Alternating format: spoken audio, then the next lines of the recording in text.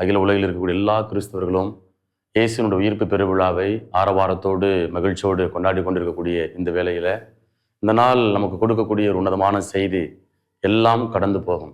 நம்முடைய வாழ்க்கையில் துன்பங்கள் உண்டு, நெருக்கடிகள் உண்டு, வேதனைகள் உண்டு. அதெல்லாம் கொஞ்ச நாள் தான். அதுக்கப்புறம் என்ன நடக்குது? ஒரு புதிய தொடக்கம், புதிய ஆசீர்வாதம், புதிய மாற்றம் நடைபெறுகிறது.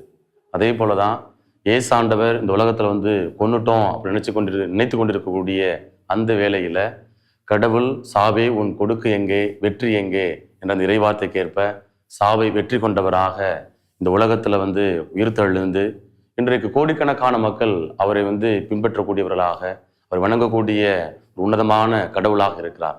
ஆகவே இந்த வேளையில் இந்த உயிர்ப்பு அனுபவம் நம்ம எல்லாத்துக்குமே கிடைக்கணும். அந்த உயிர்ப்பு அனுபவத்தில் எப்படி அந்த மகதலா மரியாள் இயேசுவின் சீடர்கள் சாட்சிகளாக இருந்தாங்களோ, அதே போல நீங்களும் நானும் சாட்சிகளாக இருப்போம். உயிர்த்த ஆண்டவர் கொடுக்கக்கூடிய அந்த மட்டில்லா பேரில்லா ஆசீர்வாதத்தை பெற்றுக்கொள்வோம். அனைவருக்கும் உயிர்ப்பு பெருவிழா நல்வாழ்த்துக்களை மகிழ்ச்சியோடு தெரிவித்துக் கொள்கின்றேன்.